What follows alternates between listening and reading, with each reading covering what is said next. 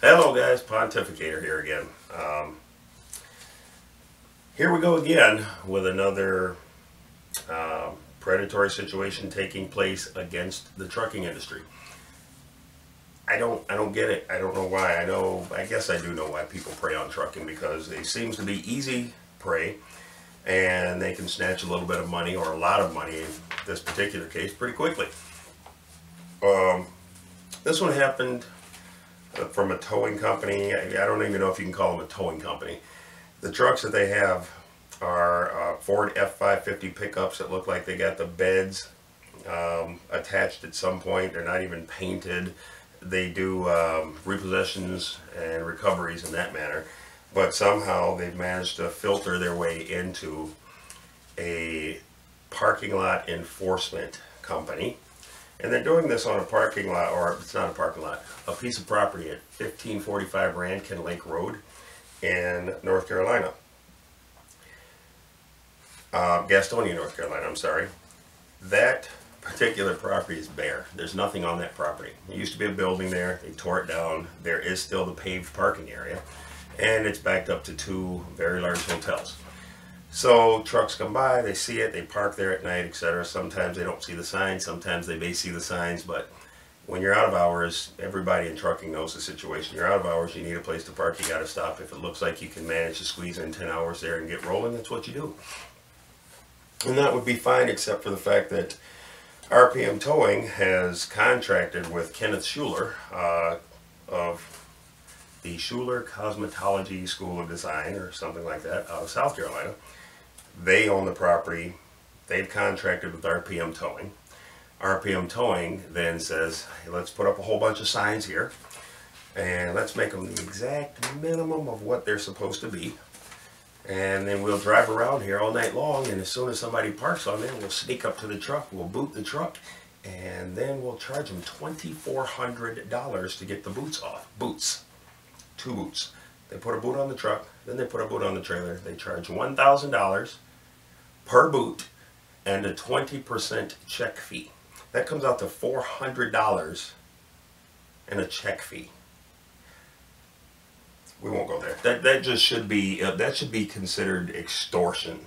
Okay, because whatever the laws were that were written, I'm not going to look them up, I don't have time, but whatever the laws were that were written to allow merchants to charge a transaction fee or a check fee, I guarantee you they didn't ever intend for that fee to reach $100 or $400. But that's someone else's fight. In any case, so this guy, Joshua Lee Fisher, down there at RPM Towing, he wants $2,400 to have these boots removed. Now, mind you, our driver was in the truck sleeping, so he booted an occupied vehicle, seized an occupied commercial motor vehicle. Police are even afraid to do this for liability reasons, but somehow he has the legal right to do it while it's occupied. And then when we said, of course, well, dude, can you, why didn't you just knock on the door, wake the guy up? He goes, well, we're not a security company. We are a towing and booting and repossession recovery company. I don't know what that has to do with the question that was asked. Why didn't you wake the driver up and just let him drive off of the property if you truly don't want people parked there anyway? Well, I'll tell you why. Because it's a bait, hook, and extort scam that they have going on. This is proven, or was proven, when I talked to Joshua, and I said, you know what I'm going to do? I'm going to help you out, Joshua. I'm going to come down there, and I'm going to stop people from parking on that property for you. Well, of course, he got all crazy. How you do that? I'm going to have you arrested for coming on the property and trespass. I said, shut up, stupid. I'm not going to come on the property. I'm going to stand in the street or across the street on someone else's property, and I'm going to help you out. Well, then I'm going to have you arrested for interfering with a business. That's his true motivation. So they have all these signs up that say no parking, and then, of course, when people call in and say, hey, man, you know, your driver's, well, we got signs up that say no parking. He shouldn't have parked here. Well, we are going to help you by stopping people from parking there, but you threaten to have us arrested if you can? I don't even know how dumb that is, but it shows your true motivation. Your true motivation is not in keeping people from parking on the property. It's getting people to park onto that property by leaving it accessible so that you can boot them and extort $2,400 from them.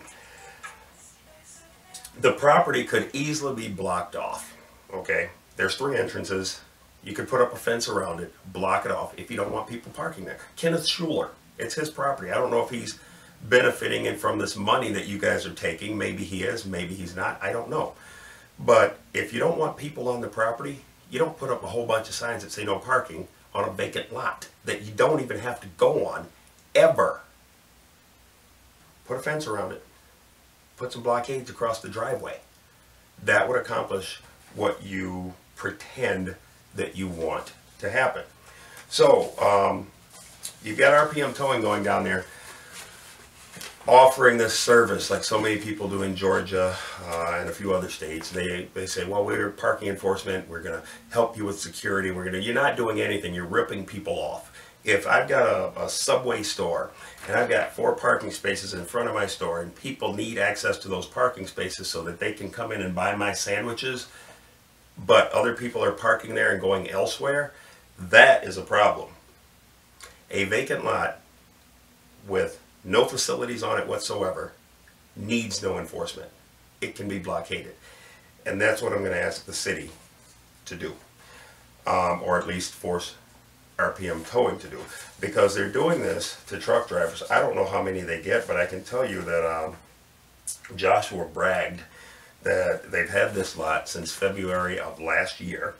And Warner is their biggest offender.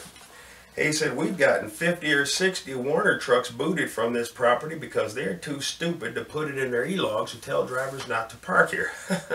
He laughed about it. He thinks it's funny. $2,400 a pop. Well, it should seem like a big deal. I'm not going to say it may not seem like a big deal. It's a big deal and it should seem like a big deal. But most companies will take that and pass it on to the driver. We're not like that. It's wrong. Drivers don't have time to fight it. We do. He also admitted that they have a crew of people that just drive around all night and watch the lots. Now, what kind of business is watching a vacant lot for people parking on it? That's not a business, people, and it shouldn't be allowed. And our politicians should not allow it. Interestingly enough, in our situation, once I found out about this, I got involved in it, and I started contacting the city, the county, the state, local politicians, people that make the laws, write the laws, people that track the laws, record the laws, and people that are in any way involved. And we're talking a lot of emails, a lot of phone calls. What happened in the city of Gastonia, surprisingly, they jumped on it and took a look at it. They found the rates to be offensive. But unfortunately, because of a recent ruling in the state of North Carolina, they can't do anything about the rate that is charged by these guys, which is why these guys got involved in this. Because instead of doing this for the rated amount of $125, which wasn't worth their time, their sign says that they can charge between $500 and $5,000 for a booting offense on a truck. So he acts like he's doing us a favor. Interestingly enough, the city of Gastonia sent this letter to Kenneth Shuler, the owner of the property, and to RPM Towing. This letter says that their signs are not compliant with City of Gastonia Code Section 8-378A1 and A2D. And A2D something else. So they're out of compliance, and it says that you are to cease all, cannot conduct any towing, booting activities until you are compliant again, etc. It further goes down to say that you should refund all monies collected the weekend over April 7th, including the $1,600, which we paid. They refuse to. Now this letter is signed by Captain R. Trent Kennard. Police captain sends you a letter telling you that what you did was illegal and that you should refund the money that you took, then you go, I'm not doing that. That's some serious arrogance right there. I don't know what it's rooted in. Maybe they're making so much money doing this that they can afford the attorneys necessary to blow off the police department and the very city that is allowing them to perform this, not willingly, but the city that it's taking place in. But that's their attitude about it. We will be taking an action on this. I hope that we can get the word out to let people know about the lot.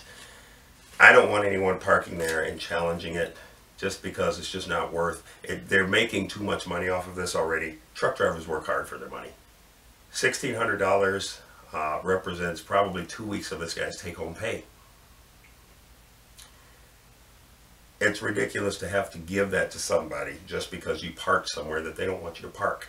It shouldn't be allowed. It should be absolutely illegal for anyone to seize an occupied vehicle without some related offense, like the police with a known felon inside the vehicle or something like that. Simply parking somewhere where you shouldn't be parked should not warrant someone's right to seize that vehicle when there's a human being in the vehicle that can remove it. It should be illegal. It needs to be illegal. And if it is illegal, I would love to know about it. So if you know about that, please share it with me. I don't know everything. That's why I chose the name Pontificator, okay? But in any case, thank you guys for your time. If you would, please share this with other people. Let them know about it. If you truck drivers that are anywhere in the Gastonia, North Carolina, Charlotte, North Carolina area, let them know about this so that they know that this takes place. And for those of you that don't know, really quickly, I'll let you know this. 3 million trucks on the road, over-the-road trucks. 300,000 truck parking spaces available to trucks. Look it up yourself. Don't take my word for it. Therein lies this problem. I don't know what the solution is. I'm not a genius. I know that in Brazil, it wasn't a parking issue. But if you don't know about what happened in Brazil or what's going on in Brazil right now, at least today, they've shut the country down. Every truck parked. Everything has stopped. They're reaching critical mass over there right now. So I don't know if that's what it would take in the Atlanta area. I know that Atlanta is trying to get rid of the booting ordinance. What's really funny is the reason they're trying to get rid of it now, people have been complaining about this booting forever in Atlanta. I know I said I was going to go, but bear with me. People have been complaining about the booting in Atlanta for years. Interestingly enough, it became a problem when the mayor of the city of Atlanta got booted. I don't know how to say this. They actually booted a squad car because the mayor travels in a city-owned police vehicle with his police escorts. They booted a squad car. I don't know what kind of arrogance it takes to put a boot